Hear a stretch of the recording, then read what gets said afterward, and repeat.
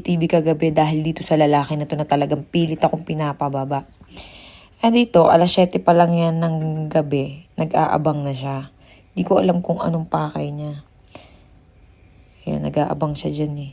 Inaabangan niya dumating ako. Wala kasi ako, kasama ko sila Mikey. Nag-mall kami kahapon.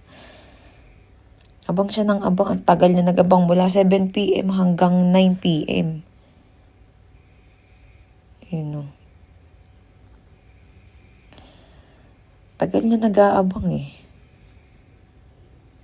Tapos ayun, hanggang sa dumating ako, pinas-forward ko lang. Hanggang sa dumating ako, yan. Una, binuksan ni Joy yung pintuan. Ito ako eh. Tapos, dito lalabas si Mikey sa may likod. Diyos ko, grabe nakakatakot. Wala kaming kasamang lalaki kahapon. Nag-ride sila pakboy. Yan, sa pintuan na nakabukas sa likod, nandiyan lalabas si Mikey. Yung lalaki, biglang umalis sa pintuan ko eh. Tumayo dun sa may dulo. Yan, dyan. Tumayo dun sa may tapat. Hindi siya sipat ng camera eh. Pero yung si Ninang nakakatunog na ano eh. Nak, bilisan mo. May lalaki dun sa gilid na nakaabang.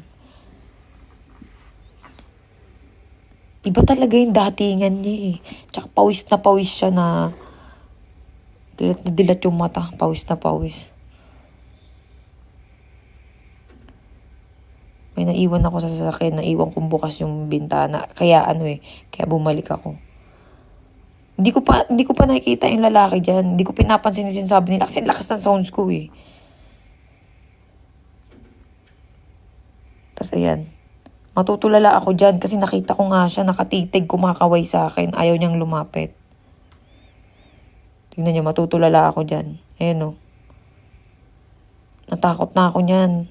Kasi iba talaga yung dating niya eh. Kinakawayan niya ako. Tapos kunyari wala lang ako napansin. Tapos pinubulungan ko si Joy na bilisan niya. Sumigaw ako ng pakboy, tara dito. Kaya ang gagawin nung lalaki, bigla siyang aalis. Pupunta siya dun sa may likod ng sasakyan ko na puti. Bigla yang sisibat kasi sumigaw ako ng pakboy. Tara dito. Kahit wala naman si pakboy. Ayan o. Dali-dali siyang umalis eh. Kung hihingi ka lang ng tulong o maganda yung intention mo, ba't ka natakot nung sumigaw akong pakboy, di ba? Ayan, tapos tatawagan ko na ngayon si pakboy. Dali-dali ko siyang pinapunta eh, si pakboy. Kasi nag-ride sila eh, wala sila sa bahay. Babalik pa yan, yung lalaki na yan siguro. Napansin niya wala naman talaga si pakboy.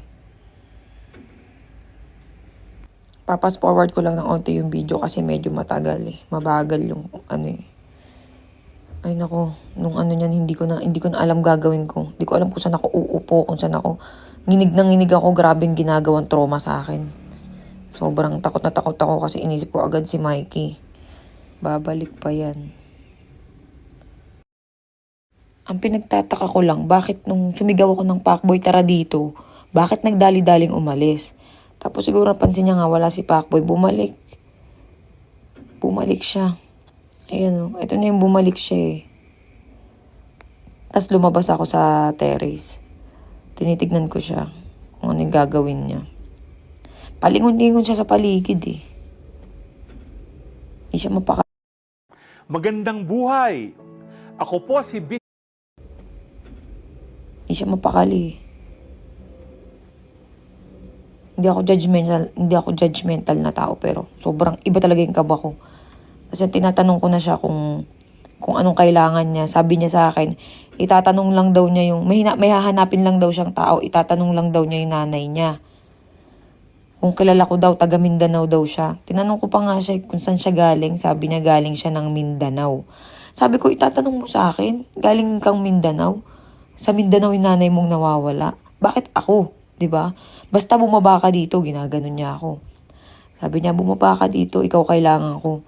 Kung bakit ako, ba't hindi sila pakboy? Ba't hindi ang lalaki ang hanapin mo? Bakit ako? Tapos sabi niya, basta kilala mo to. Sabi ko, wala akong kilalang taga Mindanao. Sabi ko, taga saan siya? Galing pa daw siya ng Mindanao, malayo pa daw pinanggalingan niya.